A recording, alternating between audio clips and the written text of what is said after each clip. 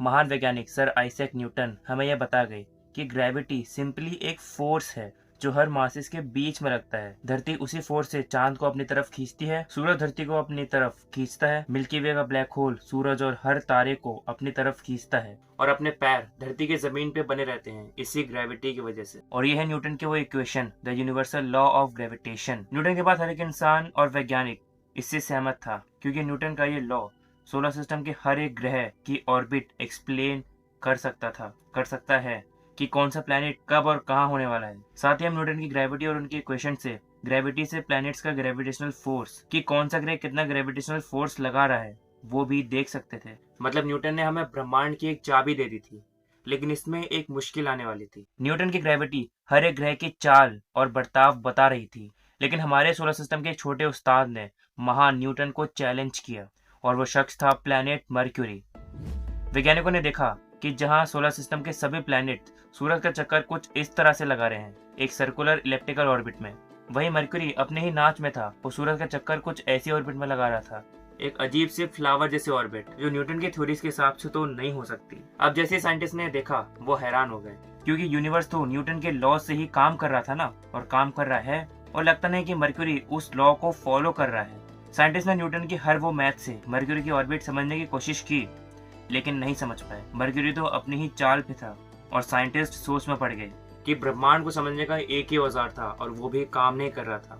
लेकिन घबराने की बात नहीं थी। 1859 एक फ्रेंच मैथमेटिशियन सर उर्बेन एक कमाल के आइडिया के साथ आए। उन्होंने बोला कि देखो, न्यूटन की ग्रेविटी मर्क्यूरी पर काम कर रही है, लेकिन उसकी ऐसी ऑर्बिट का कारण हो सकता है कि कोई छोटा सा प्लैनेट मर्क्यूरी और सूरज के बीच में कहीं हो, जो मर्क्यूरी पर अलग से ग्रेविटेशनल फोर्स लगा रहा हो, जिससे मर्क्यूरी इस तरह सूरज के आसपास घूम रहा हो। और उन्होंने इस हाइपोथेटिकल प्लैनेट को नाम दिया वुल्कन। अब चीजें थोड़ी सही रख ली थी। हो सकता था कि सच में इन दोनों के बीच वुल्कन हो, जिससे मर्क्यूरी ऐसा बिहेव कर रहा हो, लेकिन अगर वुल्कन है तो देखना भी चाहिए। तो दुनिया भर के एस्ट्रोनॉमर्स लग गए। उन्होंने बहुत कोशिश की। 19वीं सेंचुरी में सूर्य ग्रहण के समय कोशिश की, सूरज को सीधा देखकर कोशिश की। उस समय वो जो कर सकते थे उन्होंने वो किया, लेकिन उन्हें वुल्कन नहीं मिला। फिर अब तो सच में सीरियस प्रॉब्लम थी।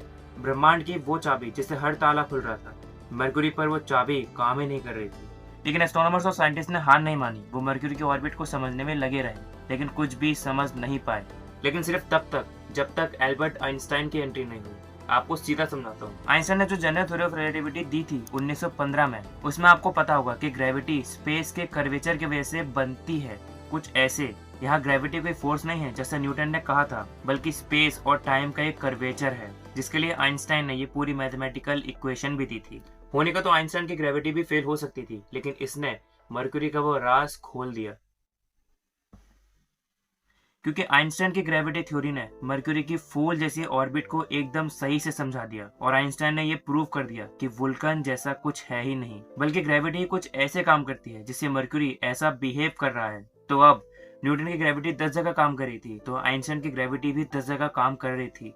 न्यूटन की ग्रेविटी एक यूनिवर्सल लॉ है, यानी ब्रह्मांड में हर एक जगह न्यूटन की ग्रेविटी काम करती है।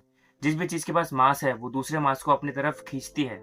लेकिन जब और बड़े स्केल पर देखते हैं, जैसे कि गैलेक्सी के स्केल पर या ब्लैक होल के करीब, तो न्यूटन की ग्रेविटी थोड़ी कमजोर पड़ जाती है। फिर यहीं आइंस्टाइन की ग्रेविटी काम करती है, लाइट का बेंड होना, ब्लैक होल पर टाइम का धीरे होना। लेकिन जब बात गैलेक्सी के मोशन को समझाने की आती है, तो आइंस्टाइन की ग्रेविटी भी फेल हो जाती है, जिसकी वजह से साइंटिस्ट को एक ऐसा मैटर प्रपोज करना पड़ा था जो दिखता नहीं है। इसका नाम है डार्क मैटर। और ये डार्क मैटर भी जरूरी था, और शायद हो भी सकता था, क्योंकि साइंटिस्ट ने देखा कि गैलेक्सी के बाहरी तरफ के तारे कुछ अलग बिहेव कर रहे हैं। क्योंकि न्यूटन और आइंस्टाइन दोनों की ही ग्रेविटी ये प्रिडिक्ट करती है कि गैलेक्सी के बीच से दूर के तारों को धीमी गति से गैलेक्सी का चक्कर लगाना चाहिए, वैसे जैसे प्लैनेट्स सूरज का चक्कर लगाते हैं, दूर से धीरे और पास से तेजी से। लेकिन जब साइंटिस्ट ने गैलेक्सी के तारों को देखा, तो आइंस्टाइन की ग्रेविटी पर भी सवाल उठने शुरू हो गए। कहीं न्यूटन सही थे तो कहीं आइंस्टाइन सही थे, या कहीं दोनों ही गलत थे। तो इसी सवाल का जवाब ढूंढने के लिए जन्म हुआ था डार्क मैटर का, जो दिखता नहीं है और ना ही हम इसे ऑब्जर्व कर सकते हैं, लेकिन ये हर गैलेक्सी में जगह जगह फैला हुआ है, जो मासेस पर ग्रेविटेशनल पुल लगाकर उन ऑब्जेक्ट की स्पीड में बदलाव कर सकता है, कुछ इस तरह से। या अगर ये भी सही नहीं है, अगर इसमें भी कुछ दिक्कत है, तो एक और थ्योरी है, मॉन्ड यानी मॉडिफाइड न्यूटोनियन डायनामिक्स। जिसे मोर्टेहेई मिलग्रोम नाम के एक साइंटिस्ट ने दिया था 1983 में। मॉन बताती है कि न्यूटन और आइंस्टाइन की ग्रेविटी अधूरी है, यानी उनमें कुछ कमी है और वो बहुत ही लो एक्सेलरेशन पर यानी धीमी गति पर काम नहीं करती, जैसे मिल्की वे के एज पर ये तारे। अगर हम ग्रेविटी को इस तरह भी समझते हैं ना, तो ये शीट भी तो खुद ग्रेविटी की वजह से ही नीचे आ रही है, जो आइंस्टाइन ने बताया था। अगर ग्रेविटी एक यूनिवर्सल लॉ है तो वो क्वांटम लेवल पर कैसे काम करती है? इसका जवाब भी हमारे पास नहीं था, तो साइंटिस्ट ने एक नया पार्टिकल ही बताया था जिसका नाम है ग्रेविटॉन, जो ग्रेविटी का कारण बनता है क्वांटम लेवल पर। एक और सवाल मेरे दिमाग में आया था।